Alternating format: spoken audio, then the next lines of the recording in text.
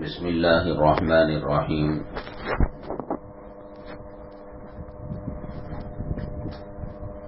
الحمد للہ نحمده ونستعینه ونستغفره ونؤمن به ونتوکل علیہ ونعوذ باللہ من شرور انفسنا ومن سیئات اعمالنا من يهده الله فلا مضل له ومن يضلله فلا هادي له ونشهد أن لا إله إلا الله وحده لا شريك له ونشهد أن سيدنا ومولانا محمدا عبده ورسوله صلى الله عليه وعلى آله وأصحابه وبارك وسلم تسليما كثيرا كثيرا أما بعد فأعوذ بالله من الشيطان الرجيم بسم الله الرحمن الرحيم وذروا ظاهر الإثم وباطنه قال النبي صلى الله عليه وسلم انما بعثت لأتمم مكارم الاخلاق او كما قال النبي عليه الصلاة والسلام رب اشرح لي صدري ويسر لي امري واحلل عقدة من لساني يفقهوا قولي اللهم صل على سيدنا مولانا محمد في اول كلامنا اللهم صل على سيدنا مولانا محمد في أوسط كلامنا اللهم صل على سيدنا مولانا محمد في آخر كلامنا. معزز اسلامی خواتین، اللہ تبارک تعالیٰ کی مخلوق میں اللہ تعالیٰ نے کسی چیز کو بیکار نہیں پیدا کیا. اس نے مچھر کو بنایا، مکھی کو بنایا، ایک چھوٹے سے ذرے کو بھی بنایا، بے مقصد نہیں بنایا. ایک انسان اور ایک خاتون باورچی خانے کا کام کرتی ہیں، اس میں بلا وجہ کوئی پانی کو گرم کر رہی ہیں، مرچ ڈال رہی ہیں، ہلدی ڈال رہی ہے اور پوچھنے پر بتا رہی ہیں کہ بس ایسے ہی، ایسا نہیں ہو سکتا. کوئی عقل کی پیدل اور عقل سے کمزور خاتون ہوگی جو یہ کام کرے گی. ہر ایک کا ایک مقصد ہے. اللہ تبارک تعالی حکمت والے، علم والے ہیں. ہم کو اس کی مصلحت سمجھ میں نہیں آتی، الگ بات ہے. دیکھو اللہ تبارک تعالی نے سانپ کی ہزاروں قسمیں پیدا کی. ہمیں یہ سمجھ میں آتا ہے کہ یہ سانپ ہے، یہ ڈستا ہے، انسان مر جاتا ہے، یہ کھیتوں کو خراب کر دیتے ہیں، یہ آبادیوں کو ویران کر دیتے ہیں. حیات الحیوان ایک کتاب ہے جس میں جانوروں کے تذکرے ہیں. علامہ ضمیری رحمت اللہ علیہ اس کتاب کے لکھنے والے ہیں. انہوں نے لکھا ہے کہ فضا میں جو زہر ہے، یہ جو گاڑیاں چلتی ہیں دھواں نکالتی ہیں، یہ جو چولہے جلتے ہیں گیس نکلتی ہے اور دھواں نکلتا ہے، انسان اگر فلٹر کرے بغیر سانس لے لے تو چند لمحوں کے اندر انسان کا جنازہ نکل جاتا ہے. اللہ تبارک تعالی عجیب و غریب نظام اور سسٹم بنایا ہے. انسان کے پیٹ کے لیے اور انسان کے جسم کے لیے جتنی گرمی چاہیے اور جتنی سردی چاہیے، بالکل ایسا سسٹم اللہ نے چلایا ہے. ناک کے دو نتنے ہیں، ایک سے وہ گرم ہوا لیتا ہے اور ایک سے وہ ٹھنڈی ہوا لیتا ہے. اگر جسم میں ٹھنڈک زیادہ ہو گئی تو وہ گرمی والا پنکھا کام کرنا شروع ہو جاتا ہے. اور اگر گرمی زیادہ ہوگی تو وہ اے سی والا نتنا جس سے ٹھنڈی ہوا لیتا ہے وہ کام کرنا شروع کر دیتا ہے۔ ابھی جب کرونا آیا اور گیس کی آکسیجن کی قلت ہوئی اور انسانوں نے اس کو پیسے دے کر خریدا تو متوسط اور کمزور طبقے کے لوگ اس کو خرید ہی نہیں سکتے تھے۔ اللہ تبارک تعالیٰ نے اتنی بڑی دنیا میں ہوا کو، پانی کو مفت بنایا ہے۔ اللہ کا ایک نظام ہے اور اللہ تبارک تعالیٰ کا ایک سسٹم ہے۔ کسی چیز کو بھی اللہ نے بیکار نہیں پیدا کیا، اور ہر چیز کے اندر تو فضا میں جو زہر ہوتا ہے، سانپ جب سانس لیتا ہے تو اس زہر کو سک کر لیتا ہے، چوس لیتا ہے، اور انسان کے لیے ہوا کو خالص بناتا ہے۔ یہ آپ نے بارہا سنا ہوگا کہ درخت کو کاٹنے کی وجہ سے سیلاب آتے ہیں، طوفان آتے ہیں، زلزلے آتے ہیں۔ یہ بات صحیح ہے، اسی لیے اللہ کے نبی صلی اللہ علیہ وسلم نے ہریالی لگانے کی تعریف کی ہے اور اس کا ثواب بتایا ہے۔ بہرحال ظاہری دنیا میں اللہ تبارک تعالیٰ کا ایک سسٹم نظر آتا ہے، ایسے ہی روحانی اور باطنی دنیا کے اندر انسان نیک کام کرتا ہے تو اس کا ایک اچھا اثر پڑتا ہے، اور گناہ کرتا ہے تو اس کا ایک اپنا برا اثر پڑتا ہے۔ فَمَن يَعْمَلْ مِثْقَالَ ذَرَّةٍ خَيْرًا يَرَهُ، جو ذرہ برابر خیر کرے گا وہ اس کو دیکھے گا۔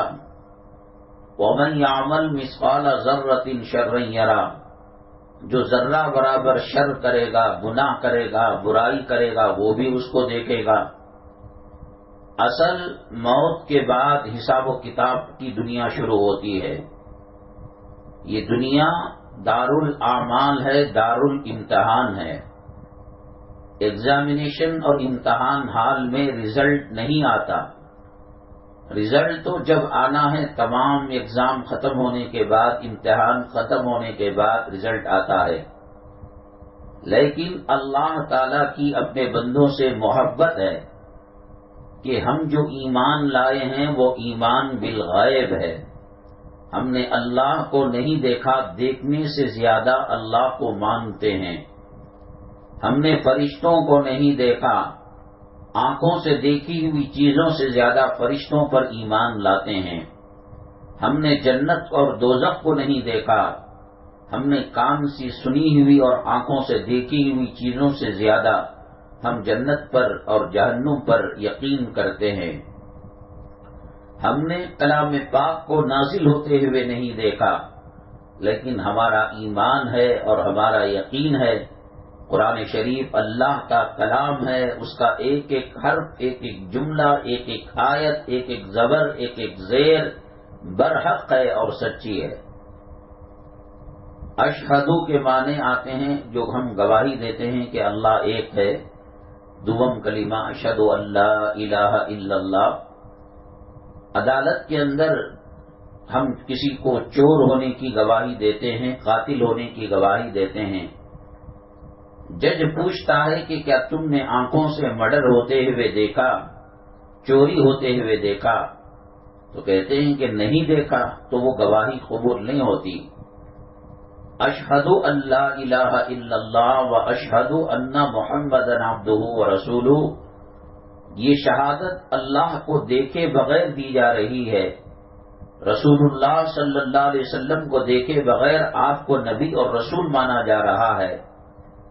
یہ آنکھوں سے دیکھی ہوئی چیز سے زیادہ ہم برحق مانتے ہیں کہ اللہ تعالیٰ اکیلا ہے، اللہ کی توحید کے ہم قائل ہیں، اور نبی کریم جناب محمد الرسول اللہ صلی اللہ علیہ وسلم اللہ کے سچے رسول اور سچے نبی ہے۔ اور مرنے کے بعد کی دنیا پر ہمارا ایمان ہے کہ اللہ دوبارہ زندہ کرے گا اور حساب و کتاب کرے گا۔ قیامت کے دن پر ہمارا ایمان ہے کہ قیامت کے دن پھر اٹھائے جائیں گے اور اللہ کی عدالت کے اندر پیش کیے جائیں گے۔ دیکھا نہیں ہے لیکن دیکھنے سے زیادہ ہمارا ایمان اور یقین ہے۔ قرآن شریف جو شروع ہوتا ہے الذین یؤمنون بالغیب، یہ وہ مومن مسلمان ہیں قرآن پڑھنے والے جو غیب پر ایمان لاتے ہیں۔ اللہ تعالی اپنے بندوں سے اس درجے پیار کرتا ہے جیسے ایگزامینیشن ہال کے اندر، کمرے کے اندر خامن ایگزامینر ہو، ممتحن ہو اور نگرانی کرنے والا ہو، اور اس کی بیوی امتحان لکھنے والی ہو، تو اشارتاً کرایتاً سوال کا جواب وہ بتا دیتا ہے، محبت میں، ہمدردی میں، شفقت میں۔ یا کوئی استاذ اپنے اسٹوڈنٹ کو اور شاگرد سے بے پناہ محبت کرتا ہے تو ایگزامینیشن ہال میں کچھ آنکھوں کے اشارے سے آنسر اور جواب کی طرف اشارہ کر دیتا ہے۔ ایک بھائی اپنے بہن سے کیا پیار کرے گا، ایک خاوند اپنی بیوی سے کیا پیار کرے گا، ایک لیلا اپنی مجنو سے کیا پیار کرے گی، اللہ تبارک تعالی ہی سب کے دلوں میں پیار ڈالنے والے ہیں۔ اللہ کتنی محبت کریں گے، اللہ کتنا رحم کریں گے۔ ہے تو ایمان ہمارا ایمان بالغیب، لیکن اللہ تبارک تعالی کبھی کبھی نیک اعمال کے کچھ اچھے بدلے دکھا دیتے ہیں تاکہ بندوں کو نیک اعمال کرنے کے اندر آسانی ہو۔ جو نماز پڑھتے ہیں اللہ ان کے چہروں کو منور کر دیتا ہے، اللہ تبارک تعالیٰ ان کے گھروں میں خیر و برکت دیتا ہے، اللہ تبارک تعالیٰ سکون اور اطمینان کی زندگی نصیب کرتا ہے۔ اور جو گناہ کرتے ہیں حقیقت میں مرنے کے بعد سے اس کا بدلہ دیا جانا چاہیے، لیکن اللہ تبارک تعالیٰ تھوڑا جھٹکا دے کر اور تھوڑا متنبہ کر آگاہ کر امتحان حال کے اندر سوال کا جواب نہیں بتایا جاتا، لیکن باپ اس کمرے کا ممتحن ہو، ایگزامینر ہو، نگران ہو تو بچوں کو کچھ اشارتاً کنایتاً محبت میں بتا دیتا ہے۔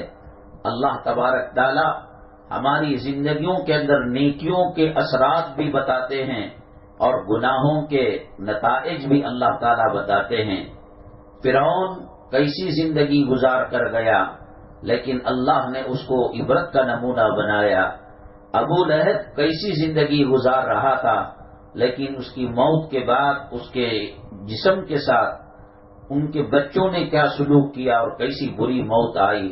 اور جو لوگ نیکوکار ہیں اللہ تبارک تعالیٰ ان کی زندگی میں کتنا سکون رکھتا ہے اور کتنی راحت رکھتا ہے اور کتنی آسانی رکھتا ہے۔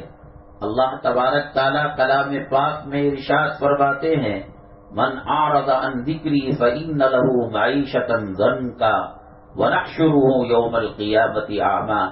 جو ہمارے طریقے سے ہٹ کر قرآن و حدیث اور قرآن و سنت سے ہٹ کر زندگی گزارتا ہے، اللہ کہتے ہیں کہ آخرت میں جو عذاب ہوگا سو ہوگا، قبر کے اندر جو معاملہ ہوگا سو ہوگا، لیکن ہم دنیا کی زندگی میں اس کو تنگ کر رکھ دیتے ہیں، خاوند کے دل سے محبت کو نکال دیتے ہیں اور بیوی غیر موافق اسے مسلط کر دیتے ہیں۔ وہ گھر ایک جہنم کا دا بن جاتا ہے اور وہ گھر جہنم کا انگارہ بن جاتا ہے۔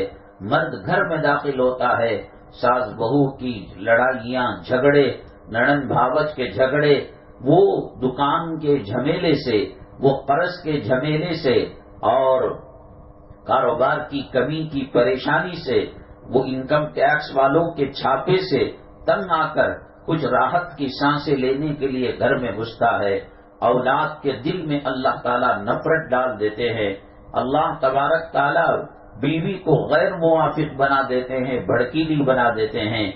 اللہ کہتے ہیں جو ہمارا کھا کر، ہمارا پی کر، ہمارے ہواؤں میں سانس لے کر، ہماری زمین پر رہ کر، ہمارے بادلوں سے پانی کو لے کر وہ ہماری ساتھ غداری کرتا ہے، ہم اس کی زندگی کو تنگ کر کے رکھ دیتے ہیں۔ میری مائیں اور بہنیں، آج گھر گھر کے اندر یہی رونا ہے کہ کرایہ بھی آتا ہے، ڈالر بھی آتا ہے، ریال بھی آتا ہے، سافٹ ویئر انجینئر بھی ہے، کمائی بھی اچھی ہے، لیکن یہ کہ گھر کے اندر سکون نہیں ہے۔ مجھے یہ بتائے کہ اللہ تعالیٰ فرماتے ہیں نبی کریم صلی اللہ علیہ وسلم کے ذریعے سے، اور آپ نے دعا دی، اللہم بارک لی فی امتی فی بکورہا، اے اللہ میری امت کی صبح میں خیر و برکت نصیب فرما۔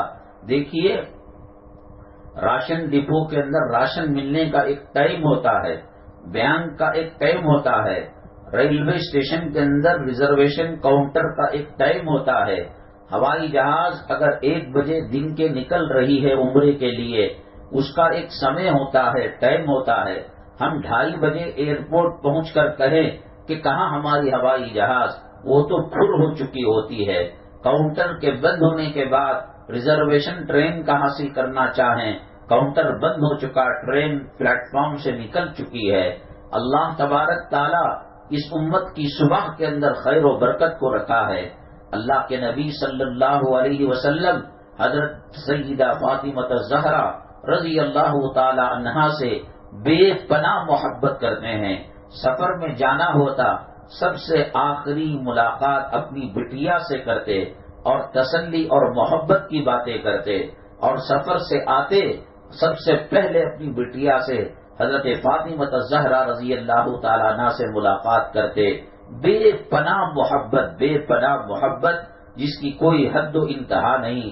ویسے بھی عموماً باپ لڑکیوں سے زیادہ محبت کرتا ہے، مائیں لڑکوں سے زیادہ پیار کرتی ہے، لیکن اللہ کے نبی صلی اللہ علیہ وسلم ایک مرتبہ فجر کی نماز کے بعد جب حضرت فاطمہ الزہرا رضی اللہ تعالیٰ عنہ کے دولت قدے پر گئے، دیکھا کہ فجر پڑھ کر آرام نماز چھوڑنے کا سوال ہی نہیں ہے۔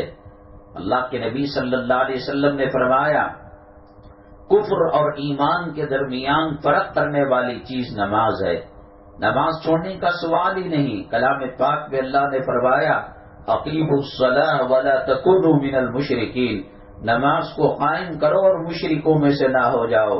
اور جو نماز کو چھوڑے گا قیامت کے دن قارون کے ساتھ، حامان کے ساتھ، شداد کے ساتھ اللہ تعالیٰ اس کا حشر کرے گے۔ نماز ہمارے دین کی روح ہے، اس کے بغیر ہماری پہچان نہیں ہے۔ وہ کس مسلک سے تعلق رکھتا ہو، کس جماعت سے تعلق رکھتا ہو، کس تحریک سے تعلق رکھتا ہو۔ فجر کی نماز پڑھ کر حضرت فاطمہ الزہرا رضی بیمار ہوئی ہوں گی، طبیعت کا تقاضا ہوگا یا تھکان تو سو گئی۔ اللہ کے نبی صلی اللہ علیہ وسلم حضرت فاطمہ الزہرا رضی اللہ تعالیٰ عنہ کے پیروں کو اپنے پیر سے ہلایا، فاطمہ کیا کر رہی ہیں آپ؟ فجر کے بعد سو گئی۔ فجر چھوڑ کر سونا اللہ کے عذاب کو دعوت دیتا ہے۔ میرے پاس چیلنج لکھا لو، میرا انگوٹھا کاٹ کر لگا لو، میرا دستخط لے لو۔ کوئی دنیا کا کم وقت کلمہ پڑھنے والا یہ کہتا ہے کہ ہمارے گھر کے اندر کوئی فجر کی نماز نہیں پڑھتا اور خیر و برکت ہو رہی ہے، خدا کی قسم آگ ٹھنڈی ہو سکتی ہے، شہد کڑوا ہو سکتا ہے، سمندر میں آگ لگ سکتی ہے، آسمان پیروں تلے آ سکتا ہے، زمین ہواؤں میں اڑ سکتی ہے، ہر چیز الٹی ہو سکتی ہے، لیکن یہ ہو نہیں سکتا کہ جس گھر کے اندر نماز کو چھوڑا جا رہا ہو اور بالخصوص فجر کی نماز کو اللہ اس گھر کے اندر خیر و برکت دے۔ چیلنج ہے میرا، امریکہ میں بچوں کو بھیج کر ڈالر کما لو، آپ برطانیہ میں ڈیوٹی میں لگا کر لاکھوں کروڑوں روپیہ کما لو، آپ سعودی عرب کے اندر ڈاکٹر انجینئر بنا کر بھیج کر لاکھوں ریال کما لو۔ اللہ نے جو سکون رکھا ہے وہ فجر کی نماز کے اندر رکھا ہے، جو رزق کا دروازہ کھلتا ہے وہ فجر میں کھلتا ہے، جو خیر و برکت کا دروازہ کھلتا ہے وہ فجر میں کھلتا ہے۔ میں نے آپ کو بتایا کہ گورنمنٹ کے راشن کارڈ ڈپو ہے اور راشن کارڈ ہمارے پاس ہے۔ اس نے کہا کہ صبح کے 9 سے لے کر شام کے 5 تک راشن دیا جائے گا۔ کوئی خاتون کوئی مرد رات میں مغرب کے بعد عشاء کے بعد راشن کارڈ لے کر جائے اور جھولے اور تھیلا لے کر جائے چاول اور سودا لینے کے لیے، تو لوگ کہیں گے کہ اس کے دماغ کو کتے نے چاٹ لیا ہے، یہ بے وقوف قسم کی عورت ہے، یہ بے وقوف قسم کا مرد ہے۔ جب اعلان ہے، بورڈ لگا ہوا ہے کہ 9 سے 5 تک دکان کھلے گا، بعد میں تالا لگ جائے گا، اللہ خیر و برکت کے دروازے بند کر دے۔ اللہ تبارک تعالیٰ فجر کی نماز جو چھوڑتا ہے، حدیث پاک میں آتا ہے جب وہ بچھانے سے اٹھتا ہے تو شیطان تھوڑا نکل جاتا ہے، اور جب وہ آنکھوں کو مل کر دعائیں پڑھتا ہے تو 2 درجے شیطان الگ ہو جاتا ہے، اور جب وضو کرتا ہے تو شیطان بھاگ کر نکل جاتا ہے۔ وہ اذان کو سن کر جنابت کی حالت میں، ناپاکی کی حالت میں وہ بسترے پر سوئے رہے، اذان کے بعد اس کے ناک کے اور کان کے سوراخ میں شیطان پیشاب کر دیتا ہے، اور پھر وہ وضو نہ کرے، دوسری مرتبہ کر دیتا ہے، وہ نماز نہ پڑھے، وہ تیسری مرتبہ کر دیتا ہے۔ ہمیں ڈالر نظر آتے ہیں، ہمیں روپیہ پیسہ نظر آتا ہے، ہمیں کرائے کا پیسہ نظر آتا ہے، لیکن اللہ تعالیٰ اس کی خیر و برکت کو چھین لیتے ہیں۔ شہد تو ہے لیکن اللہ اس کی مٹھاس کو چھین لیتے ہیں، پھول تو ہے اللہ اس کی خوشبو کو چھین لیتے ہیں، زندگی تو ہے، زندگی خیر و برکت اللہ چھین لیتے ہیں۔ دیکھو، ہم نے اپنے بچے کا ولیمہ کیا یا بچی کی شادی کی اور اس کی کوئی دعوت دی، ہم نے امام صاحب کو بلایا، منسٹر کو بلایا اور MLA MP کو بلایا، تو پھولوں سے ان کا سواگت کیا جاتا ہے۔ اور ایک وہ ہوتا ہے جو دعوتی چور ہوتا ہے کہ جہاں دیکھا دسترخوان سجا، یہ دسترخوان میں ڈاکہ ڈالنے کے لیے چلا گیا۔ ایک یہ بھی کھا رہا ہے، سر میں پٹکے پڑھ کر، مار پڑھ کر، گالیاں سن کر، آدمی نے، میزبان نے پہچان لیا یہ بغیر دعوت کا آ گیا ہے حرام کا کھانے۔ تو دسترخوان ایک ہی ہے، اس میں امام صاحب اور مولانا صاحب اور منسٹر بھی کھا رہے ہیں، اور ایک اچکا بھی کھا رہا ہے، اور دعوتی جو ہے چور بھی کھا رہا ہے۔ دسترخوان کھانا ایک ہونے کے باوجود ایک ذلت کے ساتھ کھا رہا ہے اور ایک عزت کے ساتھ کھا رہا ہے۔ اللہ تبارک تعالیٰ فرعون کو بھی روزی دیا تھا، حامان اور شداد کو بھی روزی دیا تھا، قارون کو بھی مال دیا تھا، ابو جہل کو بھی اللہ تعالیٰ نے روپیہ پیسہ دیا تھا، لیکن وہ جھپٹ ماروں کی ذلت کی روزی ہے۔ اور جو کلمہ پڑھنے والا ہے، فجر پڑھنے والا ہے، اشراق پڑھنے والا ہے، اللہ تبارک تعالیٰ تھوڑی روزی دیتے ہیں لیکن اس کی زندگی کے اندر اللہ تعالیٰ خیر و برکت نصیب فرماتے ہیں۔ ایسا ہو نہیں سکتا کہ اللہ تعالیٰ کے سسٹم کے خلاف کوئی زندگی ہمیں مل جائے۔ اللہ نے پھول میں خوشبو رکھی ہے، ہمیں کانٹوں سے راحت نہیں مل سکتی۔ اللہ نے کانٹوں میں چبھن رکھی ہے، پھول سے ہمیں چبھن نہیں مل سکتی۔ اللہ نے شہد کے اندر مٹھاس رکھی ہے، اور کسی جانور کے استنجا کے اندر اور اس کے پیشاب کے اندر ہمیں مٹھاس نہیں مل سکتی۔ خدا کے سسٹم کو اور خدا کے نظام کو دنیا کی کوئی طاقت رد و بدل نہیں کر سکتی۔ دیکھیے، کھجور مدینہ طیبہ اور عرب کی سرزمین کے اندر نکلتا ہے۔ آپ اجوا کھجور کی بیج کو اپنے گھر کے صحن کے اندر ڈالیے اور دنیا بھر کا کیمیکل اس میں ڈالیے اور دنیا بھر کی کھاد کیجیے، اس کے اندر سندولے تو نکل سکتے ہیں، اجوا کھجور نہیں نکل سکتا۔ ہر جگہ کی کھیتی، ہر جگہ کا موسم، ہر جگہ کی فضا الگ ہوتی ہے، تو اللہ کے نظام کو کوئی بدل نہیں سکتا۔ نمرود خدا کا دعویٰ کیا اور خدائی کا دعویٰ کیا، پروردگار ہونے کا دعویٰ کیا۔ حضرت ابراہیم علیہ السلام نے کہا، قال یحیی و یمیت، میرا اللہ زندہ بھی کرتا ہے اور موت بھی دیتا ہے۔ نمرود بیوقوف نے یہ کیا کہ ایک جانے والے زندہ آدمی کو مار دیا اور ابراہیم علیہ السلام سے کہا کہ دیکھو کیسے میں نے زندے کو موت دے دی، تمہارا خدا تو یہی کرتا ہے۔ اور ایک آدمی وہ تھا کہ اس کو رات میں پھانسی دی جانی تھی، سزائے موت تھی، اور اس کو آزاد کر دیا۔ اور حضرت ابراہیم علیہ السلام سے کہا کہ دیکھو مرنے والوں کو زندگی میں کیسے دیتا ہو۔ میری ماں اور بہنیں یہاں رکیے اور کان کھول کر سن لیجئے، اللہ جب کسی سے دین کو چھینتا ہے، نماز کو چھینتا ہے اور زکوٰۃ کو، تلاوت کو اور رسول پاک صلی اللہ علیہ وسلم پر درود بھیجنے کو، دین کو چھینتا ہے، تو سب سے پہلے اللہ اس کی عقل کو اس سے نکال لیتا ہے۔ ناسا ایک ایسا انسٹیٹیوٹ ہے امریکہ کے اندر کہ وہ اپنے سیارے چاند پر بھیجتا ہے، ستاروں پر بھیجتا ہے۔ کتنی عقل اس کے لیے چاہیے اور کتنی حکمت اس کے لیے چاہیے اور کتنا ایجوکیشن اس کے لیے چاہیے، لیکن صاحب وہ اللہ کو نہیں پہچان سکتے، وہ نبی کو نہیں پہچان سکتے، وہ قرآن کی صداقت کو نہیں پہچان سکتے۔ جو نمازوں کو چھوڑنے والے ہیں اور جو عورتیں پردہ چھوڑنے والی ہیں، فیشن ایبل زندگی گزارتی ہیں، برتھ ڈے مناتے ہیں، اینیورسری مناتے ہیں، اللہ تعالیٰ ان کی عقل کو چھین لیتا ہے۔ یہ جو ابو جہل تھا، یہ اس کا نام اصل میں ابو الحکم تھا، یہ عرب مملکت اور دنیا کا سپریم کورٹ کا سپر جج تھا۔ دنیا کے فیصلے جب اس کے پاس جاتے تو اس کے فیصلے کے بعد کہیں کوئی اپیل نہیں ہو سکتی تھی۔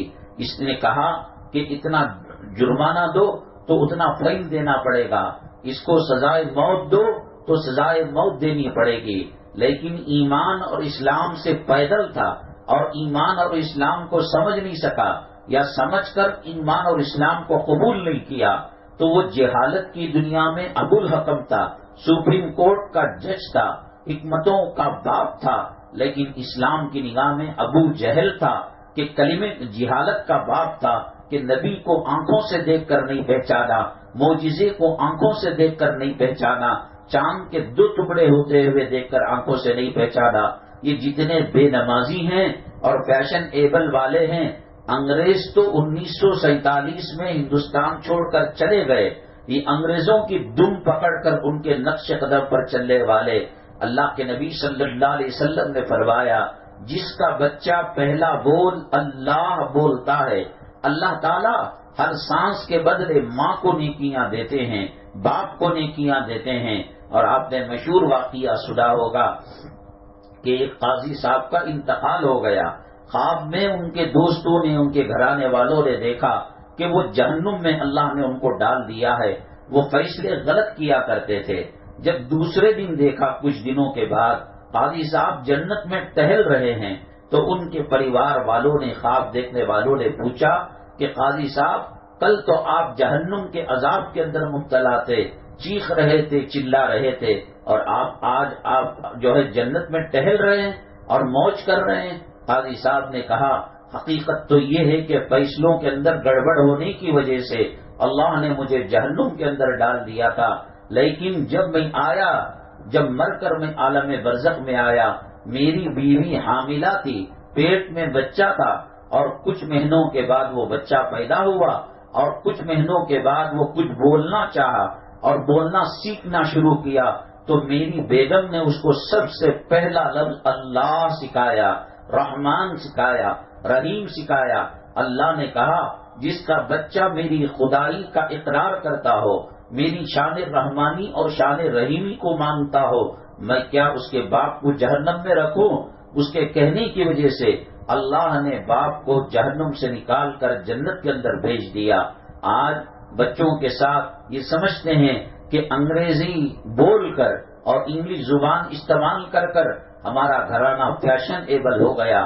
ہمارے گھرانے فیشن ایبل مہذب اس وقت ہوں گے جب نبی کریم صلی اللہ علیہ وسلم کی سنتوں پر چلا جائے گا، قرآن کے راستے پر چلا جائے گا۔ میری مائیں اور بہنیں، اللہ نے جب دنیا کو بنایا تو ہمیں یہ کہہ دیا، فَلَا تَغُرَّنَّكُمُ الْحَيَاةُ الدُّنْيَا وَلَا يَغُرَّنَّكُمْ بِاللَّهِ الْغَرُورُ۔ یہ دنیا کی زیب و زینت، یہاں کی بلڈنگیں، یہاں کے سونے چاندی کے انبار تمہیں دھوکے میں نہ ڈالے۔ جو بلڈنگ والے، جو اپارٹمنٹ والے، جو مسلمان نماز نہیں پڑھتے اور دین پر نہیں چلتے، ان کے گھر کے اندر کاروں کے کار کی قطار لگی ہوئی ہے، روپیوں کی ریل پیل ہے، پیسوں کی ریل پیل ہے۔ میرے اللہ تو جھوٹ نہیں کہتا، اللہ کہتا ہے میرے دین سے جو ہٹے گا میں اس کی زندگی کو تنگ کر کے رکھ دوں گا۔ اللہ تنگ کرے تو پھر یہ کار راحت نہیں پہنچا سکتے، یہ اے سی کمرے راحت نہیں پہنچا سکتے۔ یہ فیشن ایبل چنگیاں جو بے حیائی کی دعوت دے رہے ہیں، زنا کی دعوت دے رہے ہیں، غلط کام کی دعوت دے رہے ہیں، یہ ہماری زندگی میں سکون گھول نہیں سکتے۔ اللہ نے شہد کو بنایا ہے، ہمت ہو تو شہد کو کڑوا کر کر بتاؤ۔ تو میں نے کہا کہ ابراہیم علیہ السلام نے نمرود سے بات کی تو اس نے بیوقوفی کا کام کیا، زندے کو مار دیا اور سزائے موت ہونے والے کو چھوڑ دیا۔ اللہ تعالیٰ جتنی عقل اور جتنی ہوشیاری اور جتنی حکمت عملی اپنے نیک بندوں کو دیتے ہیں۔ کائنات میں سب سے زیادہ عقل والے اور سب سے زیادہ حکمت والے، سب سے زیادہ علم والے حضرات انبیاء علی نبینا علیہم الصلاۃ والسلام ہے۔ نبی سے بڑھ کر کوئی عقل مند نہیں ہو سکتا، نبی سے بڑھ کر کوئی ہوشیار نہیں ہو سکتا، نبی سے بڑھ کر کوئی علم والا حکمت والا نہیں ہو سکتا۔ اور اس کے بعد ان پر جتنا ایمان مضبوط ہوگا اللہ تبارک تعالیٰ اتنا ہی علم والے حکمت والے اللہ تعالیٰ اس کو علم و حکمت سے نوازتے ہیں۔ اگرچہ کہ بظاہر کوئی ڈگری نہیں ہوتی، آکسفورڈ میں نہیں پڑھتے، امریکہ میں نہیں پڑھتے، بڑی یونیورسٹیوں اور کالج میں نہیں پڑھتے، لیکن اللہ تبارک تعالیٰ یؤتی الحکمت من یشاء ومن یؤت الحکمت فقد اوتی خیرا کثیرا، اللہ جس کو چاہے نیک لوگوں کو حکمت سے نوازتے ہیں۔ حضرت مولانا دارالعلوم دیوبند کے بانیوں میں سے قاسم نانوتوی رحمۃ اللہ علیہ، دارالعلوم دیوبند کے اندر ایک چھوٹا سا صحن ہے، وہاں مولسری کا درخت ہے۔ مولسری ایک پھل کا نام ہے، جیسے یہاں مونگے کی پھلی ایک پھل ہے، اور یہاں بیگن اور یہاں کدو ڈوکل ایک جو ہے سبزی ہے، ایسے ہی مولسری ایک چھوٹا سا جنگلی پھل ہے، اس کا درخت ہے۔ اس درخت کی طرف نسبت کرتے ہوئے جہاں نماز جنازہ کو بھی پڑھایا جاتا ہے احاطہ مولسری کہتے ہیں۔ حضرت مولانا قاسم نانوتوی رحمۃ اللہ علیہ جنگ آزادی میں آپ نے حصہ لیا تھا، انگریز نے وارنٹ ایشو کیا کہ قاسم نانوتوی کو زندہ یا مردہ پکڑ کر لایا جائے۔ حضرت اقدس مولانا قاسم نانوتوی رحمۃ اللہ علیہ روپوش ہو گئے، چھپ گئے، اور 3 دن کے بعد اپنے کمرے سے نکل گئے۔ ساتھیوں نے کہا اور آپ کے شاگردوں نے کہا کہ حضرت ابھی انگریز کا وارنٹ ختم نہیں ہوا ہے، آپ کے خلاف سزائے موت کا وارنٹ نکلا ہے اور آپ نکل گئے۔ حضرت مولانا قاسم نانوتوی رحمۃ اللہ علیہ پر موت کے وارنٹ کی تلوار لٹکی ہوئی ہے، بے چینی ہے، بے اطمینانی ہے۔ ایک کورٹ کا وارنٹ نکلے انسان کی ہوا خراب ہو جاتی ہے، یہاں تو موت کا وارنٹ نکلا تھا۔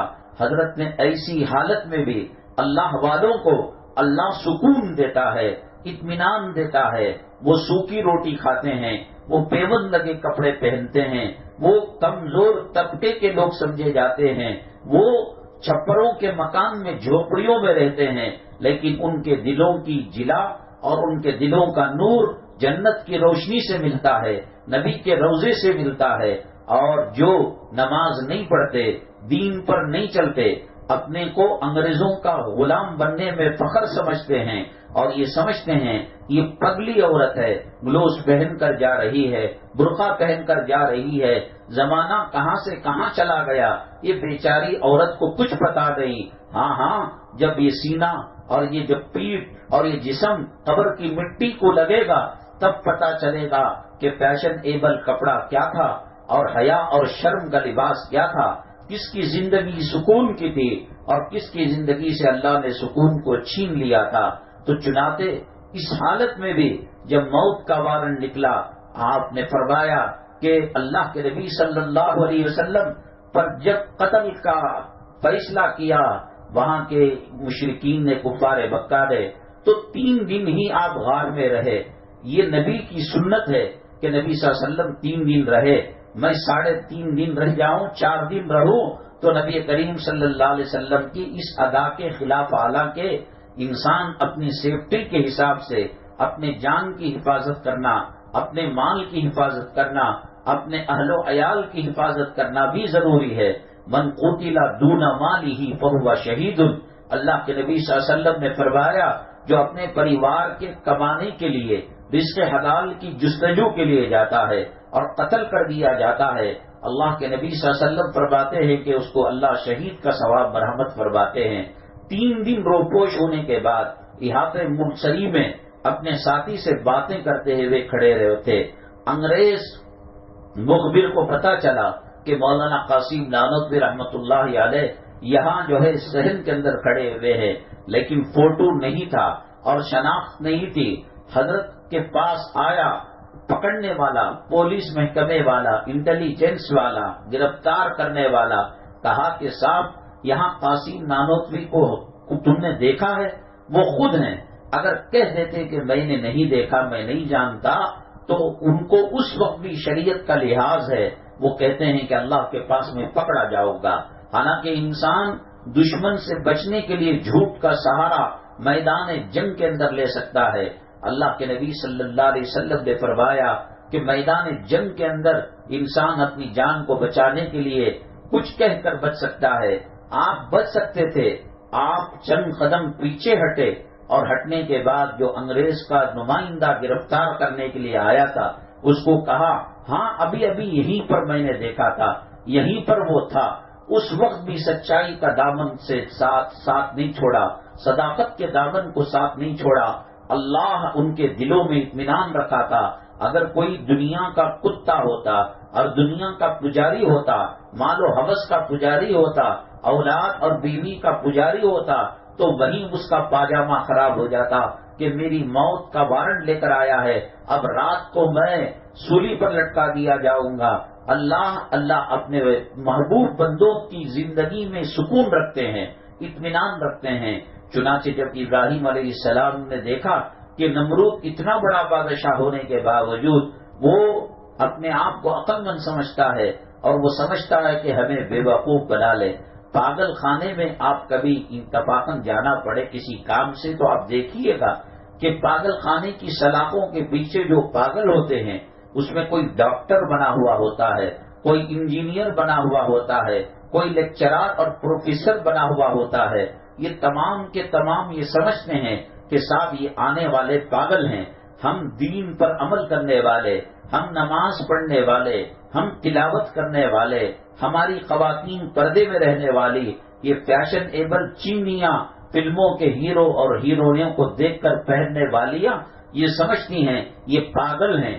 آپ جیسے پاگل خانے کے اندر اچھے انسان کو وہ پاگل سمجھتے ہیں، ہاں جب یہ دھول چھٹے گی اور جب یہ کفن پہنایا جائے گا، قبر کی تاریکی میں ڈالا جائے گا، پتا چلے گا کون مجنون تھا، کون پاگل تھا، کون گدھے کی سواری پر بیٹھا ہوا تھا اور کون گھوڑے کی سواری پر بیٹھا ہوا تھا، کون جنت کا راستہ چل رہا تھا، کون جہنم کا راستہ چل رہا تھا۔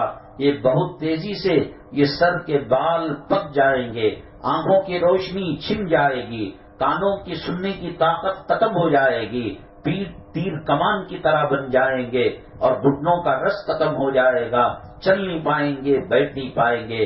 بنانے والے نے کہہ دیا فلا تغرنکم الحیات الدنیا، یہ بے نمازیوں کی بلڈنگ کو دیکھ کر، یہ دین کے غداروں کی عمارتوں کو دیکھ کر، ان کی تجوریوں کو دیکھ کر، ان کے کاروں بنگلوں کو دیکھ کر دھوکے میں نہ آنا۔ جنت کی زندگی کے مزے تم لوٹ رہے ہو، یہاں بھی لوٹو گے اور آخرت کے اندر بھی لوٹو گے۔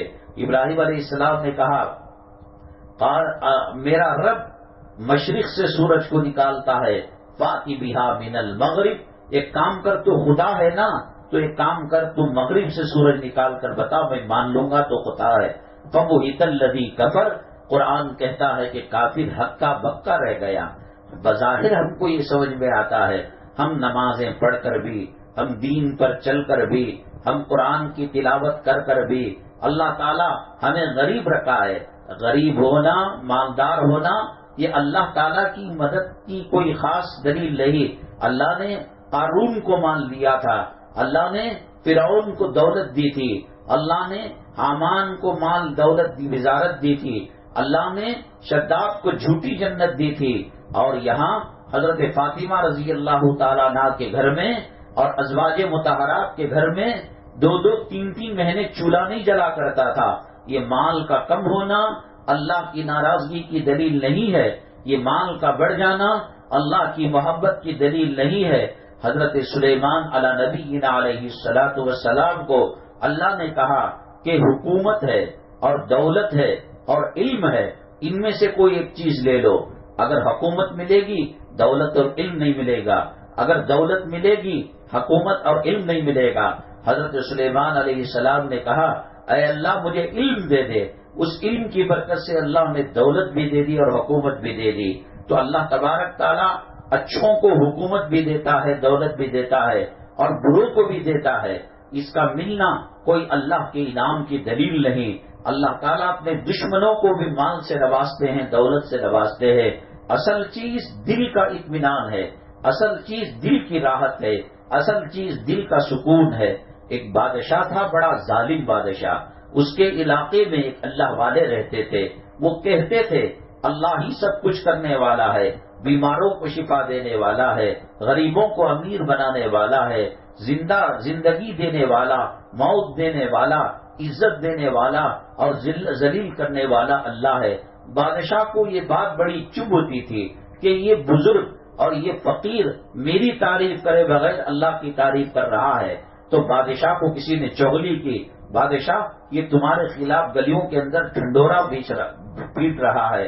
تو بادشاہ نے اس کو اریسٹ کرنے اور اس کی سزائے موت کا وارنٹ نکالا، کہا کہ اس کو میرے سامنے قتل کر دیا جائے۔ تو قتل کرنے کے لیے بھی وہ تلوار بھی چلا سکتا تھا اور وہ سولی پر بھی لٹکا سکتا تھا۔ اس نے یہ کیا کہ اس بزرگ فقیر کو ایک کمرے میں بند کر دیا اور جنگل سے ایک شیر کو لایا گیا اور بڑے پنجرے کے اندر شیر کو ڈال دیا گیا اور اس کو 3 دن نہ کھانے دیا گیا نہ پینے دیا گیا، تاکہ شیر بھوک کی شدت میں جب اس فقیر کو، اللہ والے کو اس کے پنجرے میں ڈالا جائے تو دوڑ کر اس کے جسم کے پرخچے اڑا دے اور ادھر سے کھائے ادھر سے کھائے۔ اور میرے بادشاہ کہنے لگا کہ میرے کلیجے کو سکون ہو کہ میری مخالفت کرنے والا اور میرے طرف سے غلط راستہ چلنے والا میرے خلاف، تو اس کا یہ انجام ہوگا۔ تو چنانچہ اس نے ایسے ہی کیا کہ پنجرے میں شیر کو رکھا اور شیر 3 دن 3 رات بھوکا پیاسا رکھا۔ وہ اللہ والے سے کہا کیا اب بھی تم مجھے خدا نہیں مانتے؟ کیا میری طاقت کو نہیں مانتے؟ کیا میری قوت کو نہیں مانتے؟ کیا میرے تاج کی قدر و قیمت کو؟ اس نے کہا میں اللہ کے علاوہ یہ نہیں سمجھتا کہ تو اس کے مقابلے میں کوئی ایک ذرہ برابر بھی، ایک چٹکی برابر بھی کوئی مقام رکھتا ہو۔ کہا کہ دیکھو بہت برا انجام ہوگا، وہ شیر 3 دن 3 رات سے بھوکا ہے، اس میں تمہیں ڈال دیا جائے گا۔ کہا جو ہو سکتا ہے کر لے، اللہ کی مرضی کے بغیر ایک پتا بھی ہل نہیں سکتا اور ایک پانی کا قطرہ بھی بادل سے گر نہیں سکتا۔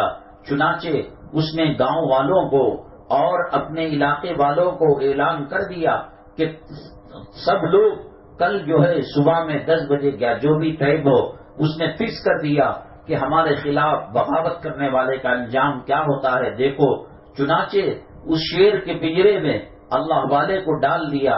شیر بڑی طاقت کے ساتھ اور بڑی چستی کے ساتھ، پھرتی کے ساتھ اس اللہ والے فقیر کے قریب آیا۔ لوگوں نے تالیاں بجائی، بادشاہ زندہ باد، بادشاہت زندہ باد کے نعرے لگائے۔ شیر جیسے ہی حضرت کے قریب آیا، اللہ والے کے قریب آیا، اس نے آنکھوں سے آنسو کے قطرے نکالے اور واپس چلا گیا۔ بادشاہ کی بڑی بے عزتی ہوئی، رعایا تالیاں پیٹ کر بادشاہ کا مذاق اڑانے لگی۔ اب اس کے بعد وہ مجبور ہو کر وہ اللہ والے فقیر کو وہاں سے رہا کر دیا اور وہ جو شیر تھا اس کو جنگل میں چھوڑ دیا۔ اب ان کی جو بیوی تھی یہاں مصلی بچھا کر گھر میں دعائیں کر رہی تھی، صدقہ کر رہی تھی، خیرات کر رہی تھی، اللہ سے اپنے خامن کی زندگی کی بھیک مانگ رہی تھی، اپنے سہاگ کی بھیک مانگ رہی تھی۔ چنانچہ کچھ ہی ان کو کیا پتا، وہ موبائل کا زمانہ نہیں تھا، وہ انٹرنیٹ کا زمانہ نہیں تھا اور وہ ریڈیو ٹیلی ویژن کا زمانہ نہیں تھا۔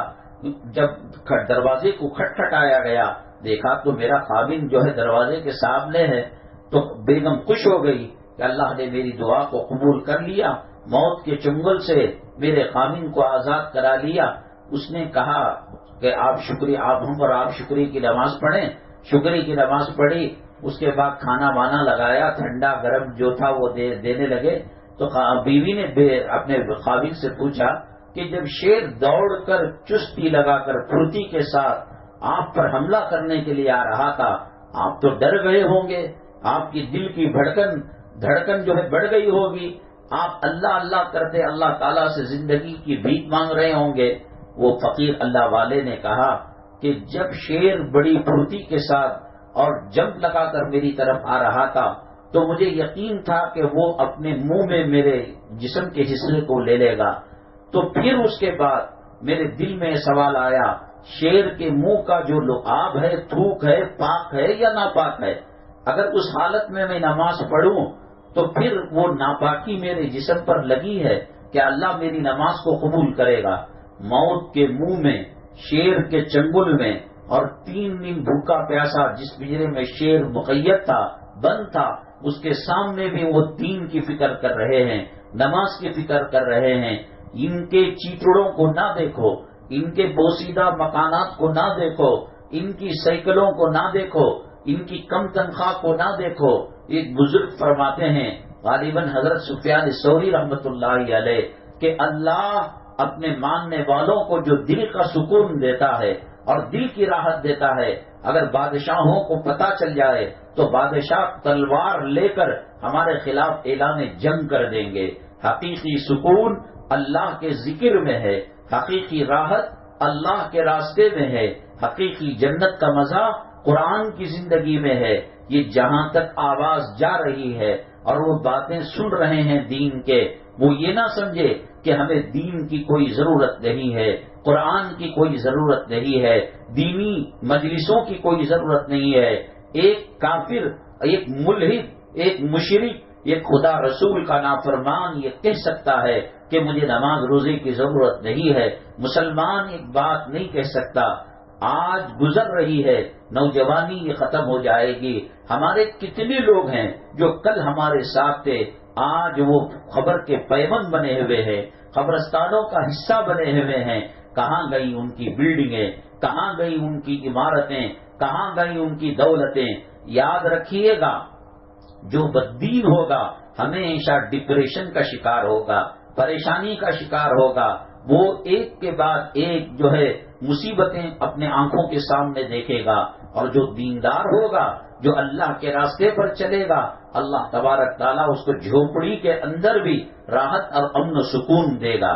حضرت نوح علی نبینا علیہ الصلوۃ والسلام جب 950 سال تک دعوت و تبلیغ کا فریضے کو پورا کیا تو اللہ تعالیٰ نے کہا اب یہ ڈیوٹی تمہاری پوری ہو گئی، اب یہ سبجیکٹ دعوت و تبلیغ کا پورا ہو گیا۔ اے نوح، ان کو آخری وارننگ دو کہ جو ایمان لائیں گے اب طوفان کا عذاب آنے والا ہے۔ وفارت تنور، جہاں تنور میں آگ لگائی جاتی ہے اس تنور سے بھی پانی کے فوارے نکلیں گے۔ کہو آخری وارننگ دے دو، جو جہاز میں سوار ہونا ہے اس کو ہو جائے۔ حتیٰ کہ بیٹے کو کہا یا بنی ارکب معنا، اے میرے بیٹے آجا ہماری کشتی میں سوار ہو جا۔ بیٹا میں نے کہا نا، اللہ جب دین چھینتا ہے عقل کو چھین لیتا ہے، اللہ دین کو چھینتا ہے اس کو دیوانہ بنا دیتا ہے، اور اللہ تعالیٰ جب دین دیتا ہے بغیر ڈگریوں کے اللہ علم و حکمت دیتا ہے۔ حضرت مولانا حاجی امداد اللہ مہاجر مکی رحمۃ اللہ علیہ، جو جنگ آزادی کے اندر بڑا کردار نبھایا تھا، وہ کسی مدرسے کے فارغ نہیں تھے، لیکن وقت کے بڑے بڑے اولیاء، وقت کے بڑے بڑے علماء ان کی مجلس سے فائدہ اٹھایا کرتے تھے۔ ڈگریوں سے کچھ نہیں ہوتا، اللہ کے دینے سے ہوتا ہے۔ تو بہرحال اللہ تبارک تعالیٰ جو دین پر چلتے ہیں ان کو راحت دیتے ہیں، اور جو دین سے ہٹتے ہیں اس کی عقل پر پردہ ڈالتے ہیں۔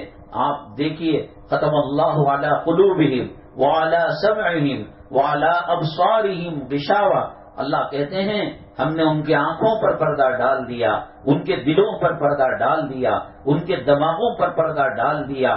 قیامت کے دن ایک روشنی نظر آئے گی، اس روشنی میں مومن و مسلمان چل کر جنت تک پہنچ جائیں گے، اور ہمارے خاندان قبیلے والے جو بددین تھے اور دین سے ہٹے ہوئے تھے اس روشنی کو فالو کرنا چاہیں گے، اللہ ان کے آنکھوں کے سامنے اندھیرا کر دے گا۔ قیامت کا سامنا مجھے بھی کرنا ہے، آپ کو بھی کرنا ہے، ہر زندے کو کرنا ہے۔ جو نہیں ہے اس کا آنا یقینی نہیں، ماں کے پیٹ سے مرا ہوا نکل سکتا ہے، لیکن جو آ گیا اسے کفن پہننا پڑے گا، اس کو مٹی کا پیوند ہونا پڑے گا، اس کو عالم برزخ میں جانا پڑے گا، اس کو سکرات کی سختی برداشت کرنا پڑے گا، اس کو میدان محشر میں سوالوں کا جواب دینا پڑے گا۔ جو آ گیا ہے اس کا جانا یقینی ہے۔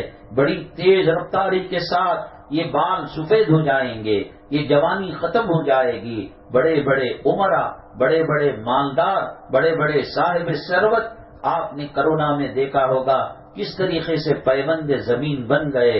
اللہ تبارک تعالیٰ جب دین دیتا ہے، علم اور فراست اور حکمت دیتا ہے، اور اللہ تعالیٰ اپنی حفاظت میں رکھتا ہے۔ بیٹے سے بات ہو رہی تھی، بیٹے کی عقل پر پردہ پڑ چکا تھا، کیونکہ نوح علیہ السلام کو نبی نہیں مان رہا تھا۔ بیٹے کی محبت دل میں آئی اور چاہا اللہ کے عذاب سے بچ جائے۔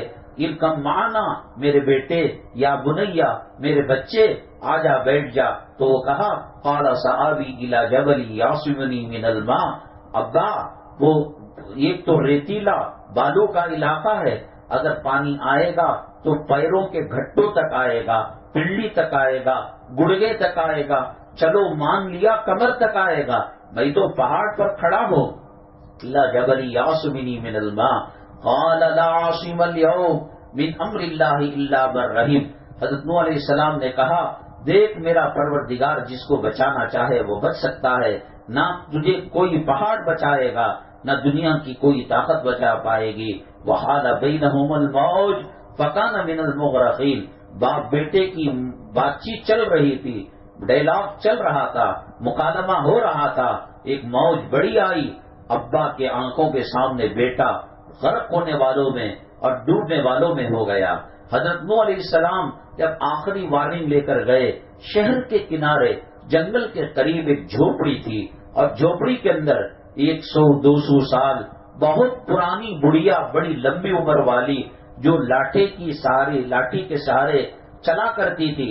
حضرت نوح علیہ السلام نے کہا اماں جان کشتی میں سوار ہو جائیے گا، اب اللہ کا عذاب آنے، ایمان لائی ہوئی تھی وہ، اللہ تعالیٰ کا عذاب آنے والا ہے۔ بڑھیا نے کہا بیٹے ایک کام کر، ابھی تو اللہ کے عذاب آنے میں لگتا ہے ہفتہ 2 دن 10 دن لگیں گے، اور جب ایک دن قریب ہو مجھے یاد دلا دینا، میں تیری کشتی کے اندر سوار ہو جاؤں گی۔ حضرت نوح علیہ السلام انسان تھے، حضرت نوح علیہ السلام ایک عام آدمی ہی کی طرح تھے، مگر نبوت اور رسالت سے نوازے گئے تھے۔ وہ بھول گئے بڑھیا کو کشتی میں سوار کرانا۔ چنانچہ جب طوفان آیا اور پھر اس کے بعد طوفان تھم گیا اور کشتی کنارے لگی اور جودی پہاڑ پر جا کر رکی، اور جب گنتی کی حضرت نوح علیہ السلام نے اور کشتی کے اندر بیٹھے ہوئے لوگوں کو دیکھا، اللہ میرے سے بہت بڑی بھول ہو گئی، میں تو بڑھیا کو بلانا بھول گیا۔ جب پہاڑ کے دامنوں سے پانی سوکھ گیا اور علاقے میں پانی سوکھ گیا، دوڑتے بھاگتے چلتے بھاگتے اس بڑھیا کے پاس گئے۔ خدا جانے وہ جو جھوپڑی ڈوب چکی ہوگی، بڑھیا شہید ہو چکی ہوگی، جا کر دیکھا وہ جھوپڑی جوں کی تو باقی ہے، اور بڑھیا نے حضرت نوح علیہ السلام بیٹا کیا کل طوفان آنے والا ہے، کیا تو مجھے کشتی میں سوار کرانے کے لیے آیا ہے؟ نوح علیہ السلام نے اللہ کا شکریہ ادا کیا، اللہ اتنے بڑے طوفان کے اندر بیٹا پہاڑ پر چڑھا تو وہ غرق ہو گیا، یہ زمین میں جھوپڑی میں رہتی ہے، کوئی قلعہ بھی نہیں ہے، اور یہاں یہ بچ گئی۔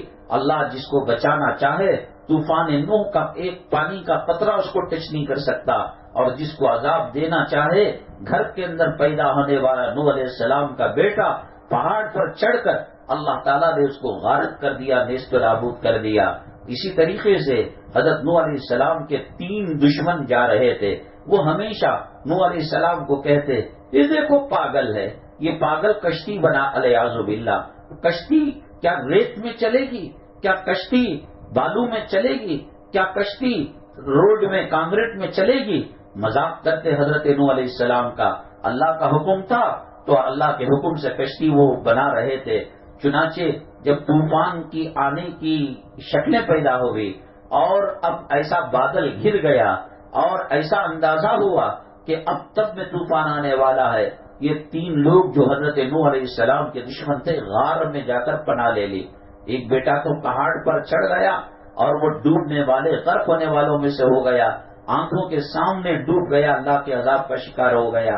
یہ 3 لوگ غار کے اندر گئے، غار کے اندر جانا ہی تھا کہ پانی کا ریلا آیا اور ایک بڑی چٹان کو گرا کر غار کے منہ کو بند کر دیا۔ اب یہ تینوں اندر بند ہو گئے۔ جب بادل گرتا ہے، ٹھنڈی ہوائیں چلتی ہیں، برسات ہوتی ہے تو انسان کو واش روم جانے کا، استنجا کرنے کا تقاضا ہوتا ہے، ٹھنڈ میں پیشاب زیادہ آتا ہے۔ چنانچہ ان تینوں میں سے ایک کو پیشاب کی حاجت ہوئی، اب وہ آیا غار کے منہ کی طرف، چٹان اس کو ہٹا نہیں سکتا، اس کو کھول نہیں سکتا، بڑا وزنی چٹان. تینوں نے طاقت لگائی، کچھ نہیں ہوا. آخر اس نے کہا میں ایک طرف کو ہو کر اپنی ضرورت سے فارغ ہو جاتا ہوں. اور جو اس نے استنجا کیا تو تقریباً 30-35% غار پیشاب سے بھر گیا. دوسرے نے کہا کہ مجھے بھی بڑی زور کے ساتھ استنجا آ رہا ہے. اس نے کیا تو پھر 2 حصے 3 حصے وہ پورا غار پیشاب سے بھر گیا. پھر تیسرے نے کیا، اتنا کیا کہ تینوں اپنے ہی پیشابوں میں ڈوب کر مر گئے. نوح علیہ السلام کا بیٹا کم سے کم پانی میں ڈبکیاں لگا کر مرا. نبی سے نافرمانی کر کر، دین سے غداری کر کر، اسلامی تعلیمات سے دور ہو کر کوئی سر اٹھا کر جی نہیں سکتا. وہ امریکہ میں ڈالر کمانے کے لیے بھیجے، وہ سعودی میں ریال کمانے کے لیے بھیجے، اور وہ بحرین کویت کے اندر وہاں کے دینار و درہم کمانے کے لیے بھیجے. اللہ جس کو غارت کرنا چاہتا ہے پہاڑوں میں غاروں میں رکھ کر غارت کر دیتا ہے.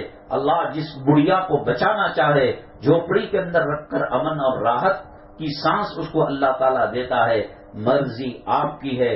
ہم انسانوں کے بچے ہیں، ہم جانوروں کی نسل نہیں ہیں، ہم چوپایوں کی نسل نہیں ہیں، ہم درندوں حیوانوں کے بچے نہیں ہیں. آپ کی مرضی. کیا جنت کا راستہ چل کر امن و سکون پانا چاہتے ہیں، یا فرعون حامان قارون شداد کا راستہ چل کر ہم تباہی بربادی کی زندگی حاصل کرنا چاہتے ہیں؟ یہ بلڈنگیں ہمیں دھوکے میں نہ ڈالے، ان کے بچوں کی شادیاں ہمیں دھوکے میں نہ ڈالے. یہ ریاکاری کے لیے، دکھاوے کے لیے کرتے ہیں. یہ لوگ جو بڑی بڑی پیلس گراؤنڈ کے اندر شادیاں کرتے ہیں، بکرے کے گوشت کا اسٹال، پانی پوری کا، مہندی لگانے کا، چکن کے کتنے کی قسمیں، کیا بلا بدتر. نبی صلی اللہ علیہ وسلم کے دسترخوان پر پوری حیات طیبہ میں 2 سالن جمع نہیں ہوئے. حضرت مولانا فضائل اعمال کے لکھنے والے حضرت اقدس مولانا زکریا صاحب رحمت اللہ علیہ، آپ ذرا جلدی آ جائیے. یہاں تعلیم ہوتی ہے، اس تعلیم سے قلب کی ظلمتیں دور ہوتی ہیں، قلب کے اندھیرے اور روحانی اندھیرے دور ہو کر اللہ تعالیٰ کا نور سے دل منور ہوتا ہے. حضرت نے ایسی کتاب لکھی ہے کہ دنیا میں جہاں بجلی نہیں گئی ہے اور جہاں پانی نہیں گیا ہے، حضرت کی کتاب وہاں پہنچ چکی ہے.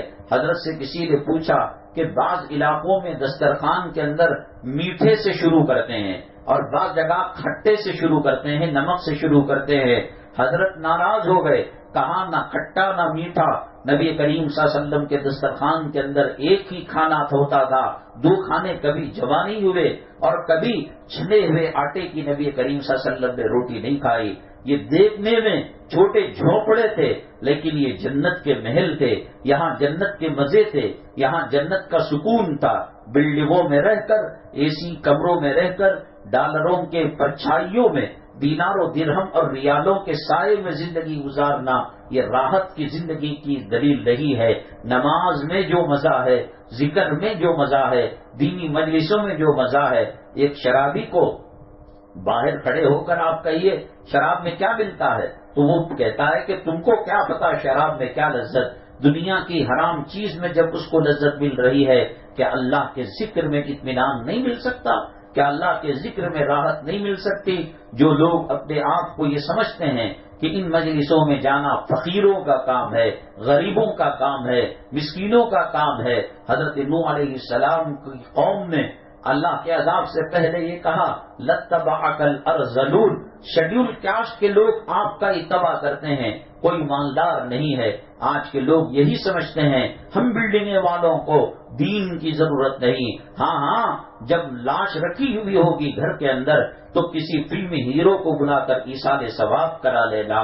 ہاں کل جب ماں کا جنازہ نکلے گا، خاوند کا جنازہ نکلے گا، عالم کو تو مانا نہیں، دینی مجلس کو مانا نہیں، قرآن کی مجلس کو مانا نہیں، آیت کریمہ کی مجلس کو مانا نہیں. ٹھیک ہے، فلم کے جس ہیرو کی نقالی کیا کرتے تھے، جس ہیروئن کا ڈیزائن اور اس کی زندگی کے رہن سہن پسند تھا، اسے بلا کر ایصال ثواب کر لینا. کل بہو کا بچہ پیدا ہوا تو مؤذن کو کیوں بناتے ہو، عالم کو کیوں بلاتے ہو؟ فلم کے اندر جسم کی نمائش کرنے والے اور زنا کی دعوت دینے والے زانیوں کو بلا کر ان تمہارے بچوں کے کانوں کے اندر اذان دلوا دو. عزت چاہتے ہو وَلِلَّهِ الْعِزَّةُ وَلِرَسُولِهِ وَلِلْمُؤْمِنِينَ وَلَكِنَّ الْمُنَافِقِينَ لَا يَعْلَمُونَ. اللہ کہتے ہیں حقیقی عزت اللہ اور اللہ کے رسول اور ان کو ماننے والوں کے لیے ہے. آپ اس دھوکے میں نہ آئے کہ ہم غریبی کی زندگی گزار رہے ہیں. غریبی امیری یہ کوئی اللہ کی طرف سے انعام اور انعام چھیننے عذاب اور نعمت کی دلیل نہیں ہے. اصل راحت اللہ کے راستے میں چلنا, ذکر کے راستے میں چلنا, قرآن کے راستے میں چلنا. مجھے یہ بتائیے کتنی شادیوں میں آپ اٹینڈ ہوئی ہوں گی اور شرکت کی ہوئی ہوں گی. لاکھوں روپے کے ایئر کنڈیشن کے حال ہیں, طرح طرح کے کھانے لگے ہوئے ہیں. میرے رب کی عزت و جلالت کی قسم میں کبھی گیا نہیں. جب گزر بھی ہوتا ہے ایک قسم کی نفرت, ایک قسم کی حیوانیت, ایک قسم کی دہشت بیٹھتی ہے.